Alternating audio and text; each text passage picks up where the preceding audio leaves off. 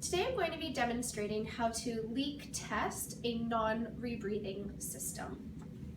So what you're going to do is you're going to put your thumb inside the circuit or on top, whichever gives you a good seal, the end of the circuit. You're from there going to fully close your pop-off valve, and then you're going to turn on your oxygen flow meter. My flow meter is on. You'll notice that the reservoir bag is starting to fill, and we'll watch the manometer until the manometer gets to 20. Just below 20 because of the alarm there. And what you're going to do is I've now turned off my oxygen, and I still have the pop-off closed and my thumb in the circuit, and I'm going to watch the manometer for 15 seconds to see if it drops. I do not have a drop, which means that this machine is suitable to use.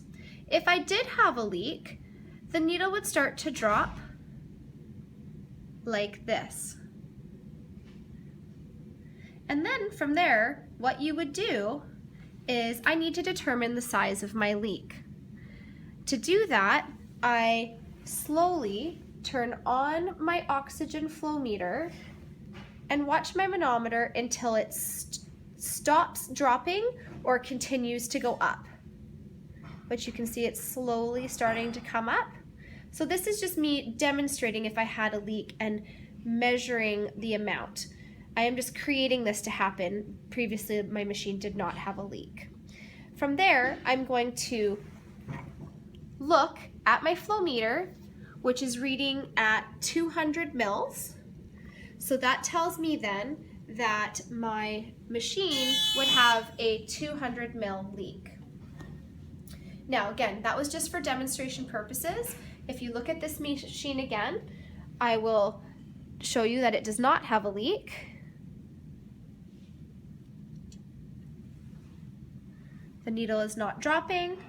It's just below 20, so you don't have to hear the alarm.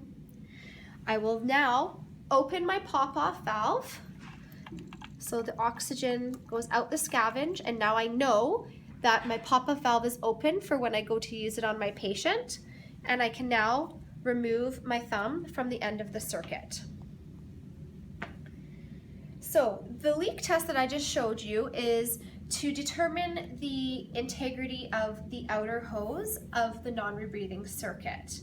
You also have this inner hose that you want to make sure doesn't leak. Now in order to do that, you will see if you look inside this circuit that there's a little hole where the end of the inner green tube ends. So what I'm going to do is I'm going to leave my pop-off open.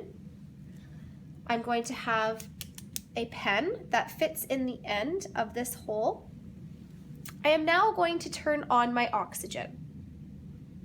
My oxygen is on, and what I'm going to do is I need to make sure that the inner green hose does not have a leak, so it also needs to maintain pressure. I am going to stick the end of my pen into that green hose. While doing so, I am going to watch my oxygen flow meter. Here we go. Note that as I plug the inner hose, the flow meter ball starts to go down. That is what you want to see. If you do not have a leak in your inner green hose, you should be able to maintain pressure within that green hose. So blocking the end of it with the pen will then cause a backup of pressure because you have your oxygen on. So the oxygen is constantly pumping through to the end of my hose where I have now blocked it. That backup of pressure will now go all the way back through my green hose, back through my vaporizer, and back into my flow meter. And that is what is pushing down that flow meter ball. just like that. So if your ball does not move when you plug the end with the pen, then that means you do have a leak and that you should use another non-rebreathing circuit. And last but not least, what I would like to mention when we were talking about measuring the size of the leak within your anesthetic machine, an appropriate size leak that you could still use your anesthetic machine would be anything that's 250 mils or less. And ideally, what you would like is no leak, but if you do not have another option, anything that's 250 mils or less is deemed an acceptable leak, and you can still use your anesthetic machine. Either way, if you do have a leak within your circuit, you can calculate what that is, as I previously demonstrated, and whatever that number is, whether it's 250, maybe it's 400 mils, hopefully you do not have to use an anesthetic machine that has a 400 mil leak, but in certain circumstances in real life, that may happen, hopefully not. What you would do is you would take your calculated oxygen flow rate and then add the volume of your leak to that for a new oxygen flow rate. So if I had calculated that my patient had a 1 liter per minute oxygen flow rate needed, and I have this 200 mil leak that I made up for this example, I would add 200 mils to my 1 liters, so now my new oxygen flow rate would be 1.2 liters. So that is all for leak testing a non-rebreathing system.